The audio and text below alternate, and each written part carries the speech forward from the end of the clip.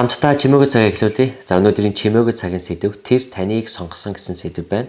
За Библийн ишлэл Иохан 15:16. Та нар намайг сонгоогүй.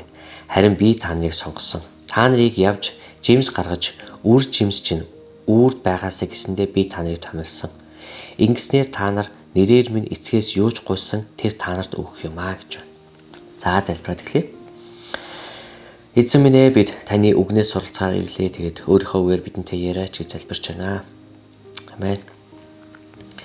Намайг ахлах сургууль байхад Тюрк гэгч нэгэн алдартай нөхөр бүхийн заланд орж ирсэн юм аа. Би түүнийг хэн болохыг огт мэдээгүй бөгөөд гаднаас нь харахад анхаарал татахар байсан юм. Тэр намхан махлагдав, халдсан 50 орчим настай хүн байсан юм.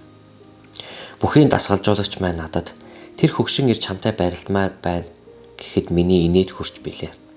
Би хөгшин тамирчныг гэмтээхгүй тул болгоомжтой байх хэрэгтэй гэж бодов.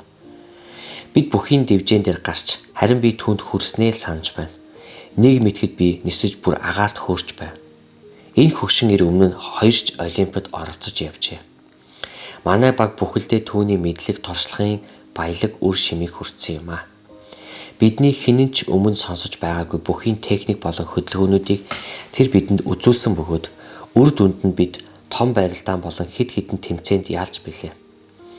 Тюрк тэмцээний үеэр рингийн буланд зүгээр л зогсдог байсан бөгөөд энэ нь нэг ёсны бидэнд өгсөн гайхалтай бэлэг болдог байв.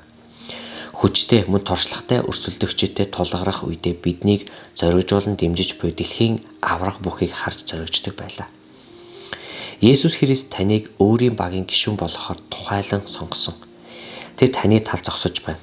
Өрсөлдөгч чинь чамаас хүчтэй бас туршлагатай хэдий ч дэлхийн ялагч нэгэн чамтай нөхөрлөж, удирдан чиглүүлж, хүчирхэгжүүлэхийг хүсэж байна.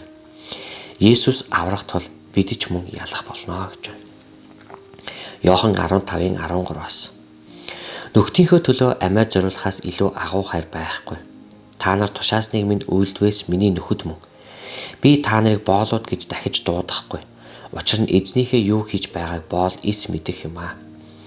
Харин би та нарыг амт нөхөд гэж дуудав. Учир нь би эцгээсээ сонссон бүхнээ та нарт мэдүүлсэн юм. Та нар намайг сонгоогүй, харин би та нарыг сонгосон. Та нарыг явж жимс гаргаж үр жимс чинь үрд байгаасаа гэсэндээ би та нарыг томилсон. Ингэснээр нэрээр минь та нар эцгээс юуж гуйсан тэр та нарт өгөх юм. Би та нарт үүнийг тушаая. Та нар бие биеэ хайрлах. Хэрв ертөнц та нарыг үзэн ядвал та нараас өмнө намайг үзэн ядсныг мэдэгдэв. Та нар ертөнцийнх байсан бол ертөнц өөрийнхнийгөө хайрлахсан. Харин та нар ертөнцийнх биш, гагцхүү би та нарыг ертөнцөөс сонгосон юм а. Тиймээс ертөнц та нарыг үзэн яддгаа гэж байна.